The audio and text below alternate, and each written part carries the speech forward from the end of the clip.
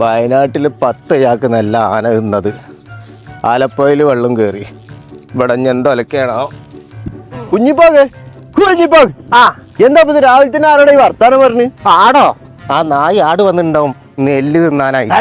ആരോടാണേന്ന് അതിന്റെ ഗതികേടോണ്ട് പറഞ്ഞാ കുഞ്ഞെ. ഈ പാടം കൊയ്യാൻ പാട് എനിക്കല്ലേ അറിയുള്ളൂ. എത്ര ദിവസം പിടിച്ചെന്ന് അറിയാം. അപ്പുറത്തൊരു ഏക്കർ മരുന്നടിക്കാനുണ്ട്. അതിന് എത്ര ദിവസം പിടിക്കണം? കിട്ടണാണെങ്കിൽ തുച്ഛം. ഇതാപ്പൊ നിങ്ങളെ വിഷമം. കൃഷിയൊക്കെ ഹൈടെക് ആയില്ലേ? പടച്ചോനെ, കൃഷിയൊക്കെ അട്ടത്തായ ഹൈടെക് ഇങ്ങനെ ഒരു പരിഹാരം. അങ്ങനെ ഒരു സംഭവം ഉണ്ടാ?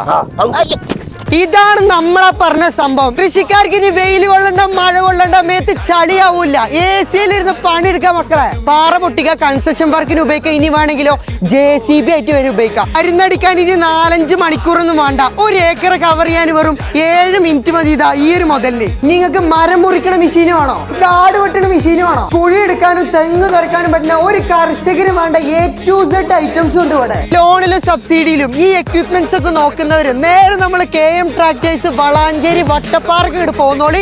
കൂടുതൽ ഡീറ്റെയിൽസ് ആയിട്ട് താഴെ നമ്പറിൽ അതിനായിട്ട് വിളിച്ചാൽ മതി.